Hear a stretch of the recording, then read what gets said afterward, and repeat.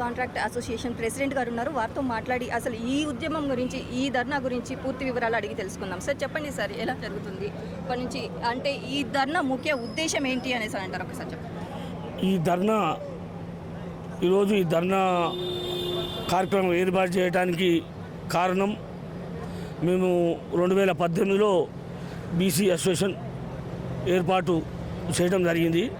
అప్పట్లో ఏర్పాటు చేసి టీఆర్ఎస్ గవర్నమెంట్లో మా బీసీ పిల్లలకు ఉపాధి లేక, ఉద్యోగాలు లేక అనేక వెనకబడతానానికి గురవుతున్నాం. కాబట్టి మాకు కూడా ఇతర వర్గాలకు ఉన్నట్టు మాకు కూడా బీసీ రిజర్వేషన్ ఇవ్వాలని చెప్పి సందర్భంగా కేసీఆర్ ఇంటికి మరియు వారి మంత్రివర్గం కొన్నం, మరి వారి మంత్రివర్గం గంగుల కమలాకర్, శ్రీనివాస్ గౌడ్ మరియు జగదీష్ రెడ్డి అనేక మంది లీడర్ల కాడికి పోవడం జరిగింది. అప్పుడు ఎక్కని మెట్టు లేదు, మొక్కని లీడర్ లేదు టీఆర్ఎస్ గవర్నమెంట్లో.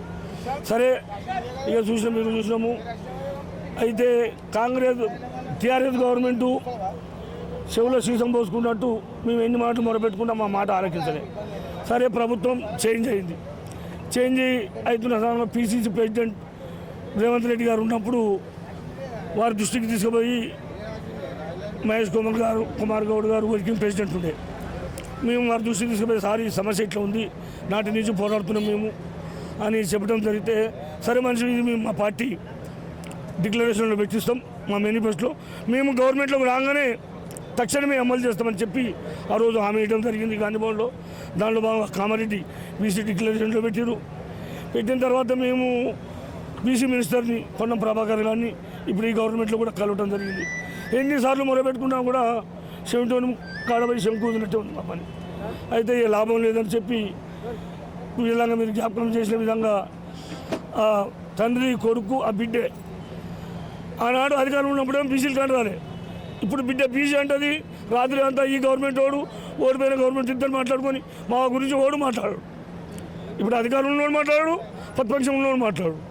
అయితే మేము ఆలోచించింది ఏంటంటే, మనకంటే ఓ జెండా ఉంది, తీర్మానం మల్లన్న గారు, ఏందయ్యా మీరు ఎందుకు ఇంత ప్రజల పరిస్థితి ఇంత సమస్య ఎందుకు ఎదుర్కొంటుంటే, సార్ మాకు బిల్లులు ఇస్తలేరు, మాకు కాంట్రాక్ట్ పనులు ఇస్తలేరు, ధనికులు అగ్రవర్ణాలు మమ్మల్ని అంచేస్తున్నారు, ఏలంగా మాట్లాడుతున్నారంటే, నేను మీ వెంట ఉన్నా ఒకసారి ప్రెస్ మీట్ పెట్టించుండు పోయిన 2 సంవత్సరాల కింద.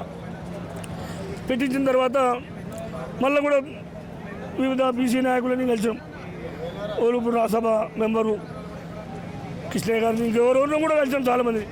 కలిసినాక ఏడేసిన కూడా ఎక్కడే ఉంటుంది, అది అటు కలుపుతుంది ఇటు కలుపుతుంది. ఇక లాభం లేదని చెప్పి మొన్న అతనే ఎక్కడో దగ్గర మాకు కలిసి, మీరు నా దగ్గర రండి, ఇది ఎందుకు పరిష్కారం కాదు, హామీ ఇచ్చినోడు చేయవలసిన బాధ్యత అంది, చేయకుండా చుట్టుబట్టి మనం నెలకొడదాం, నేను మీ వెంట ఉంటా, రారని చెప్పి మమ్మల్ని మీ ఎన్నంటే నేను ఉంటా, నడవండి పోదాం, మీరు మీతో పట్టి నేను వస్తాను చెప్పి మల్లన్న గారు చెప్పడం జరిగింది. వారికి బాసటగా నిలిచి ఈరోజు ఈ కార్యక్రమం ఏర్పాటు చేసినాం. మా బీసీ కాంట్రాక్టర్లు, మా సోదరులు అత్యధికంగా పాల్గొని మీరు చూస్తున్నారు, విజయవంతం చేసినాం. ప్రభుత్వం దృష్టి ఇప్పుడైనా కళ్ళు తెరిచి మా బీసీల కాంట్రాక్టర్ల బాధకు సాధబాధలు ఆలోచించి మాకు రిజర్వేషన్ కల్పిస్తే మా పిల్లలు మేము ఆనందంగా మా కుటుంబాలు ఉంటాయి. మీకు ధన్యవాదాలు చెప్తానని చెప్పి మీ ద్వారా వారికి విన్నవిస్తున్నాను.